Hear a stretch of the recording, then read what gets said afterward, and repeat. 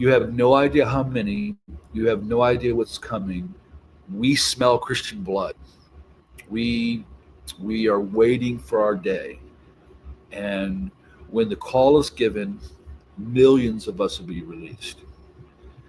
And they looked at me and said, "You believe in revivals and you believe in Pentecost and the power of God. You believe in all that. We believe in the Black Awakening."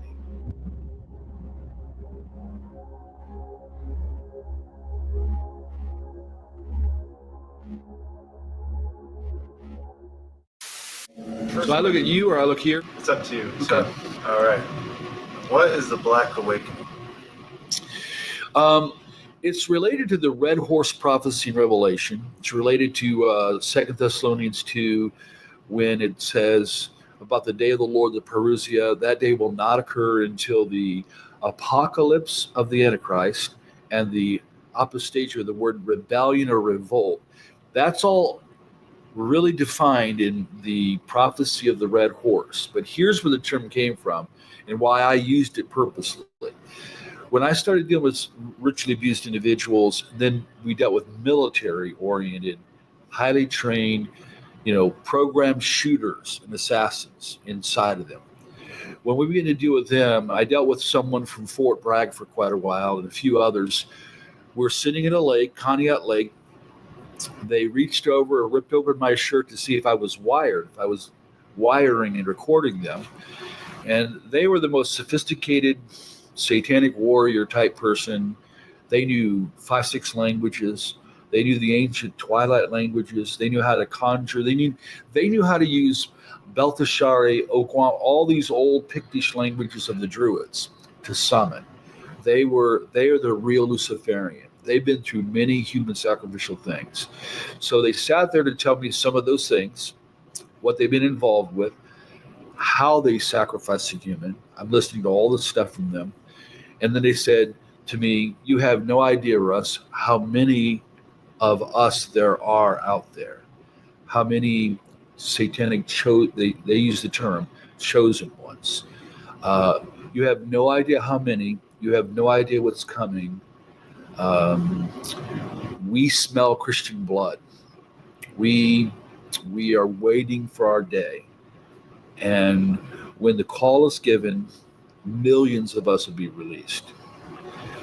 And they looked at me and said, "You believe in revivals and you believe in Pentecost and the power of God. You believe in all that.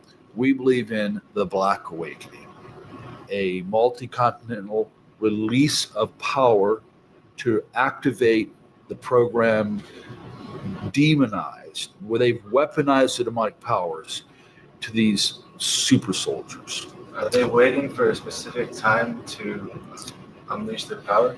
Yeah, they are, because they have to do it at the moment the Antichrist is, like you read in 2 Thessalonians 2, that it's caught the echo, the restrainer is holding back the apocalypse of the Antichrist, the unveiling in his movement. So right now he's held restrained. Soon as he who restrains is removed, soon as that occurs, we have White Horse, the release of the Antichrist. Instantly, we have the release of the red. It says the whole earth. Arenate, peace is taken from the whole earth, and all of a sudden, it doesn't give the details, but all of a sudden, on a global scale, people are released to begin to, and the Greek word is sphadzo, slaughter, begin to slaughter people. It's used of animal ritual butchery to begin to slaughter individuals. That's exactly how they defined it to me back in the 90s. And we've heard this again and again and again.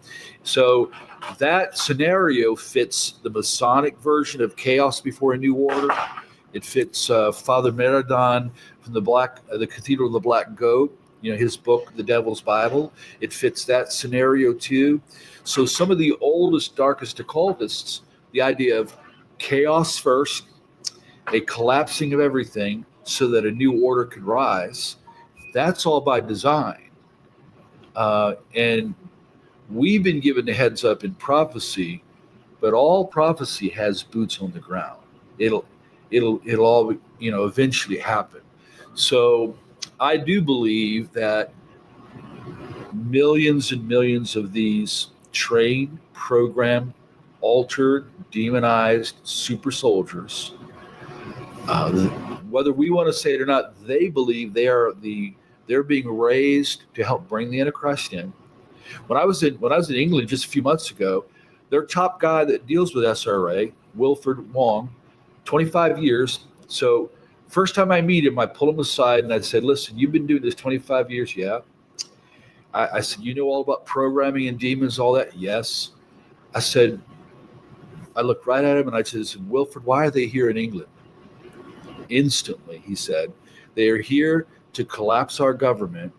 They're here to help bring in and usher in the Antichrist and the New Order." He didn't know. He already knew. That's true in Germany when we were in Germany. When we went to Vadelsberg Castle, that's true in Poland. When we went there, that's true in Switzerland. It's true in Canada. So when we talk about our research in 38 years worldwide, there may be well over 100 million generations of them. And if even half, or even if 10% were intact, like say the United States, remember the shooter in Vegas? Look what he did.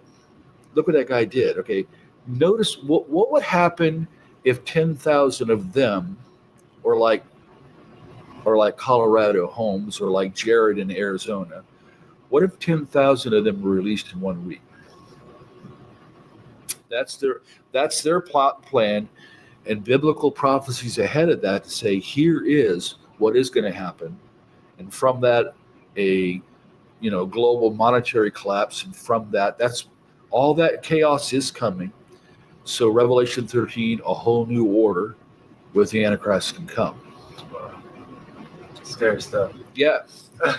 Can be. It's scary for the world. For us, yeah. We know no matter what. Yeah. Bolden with the Holy Spirit. Yeah. So next question.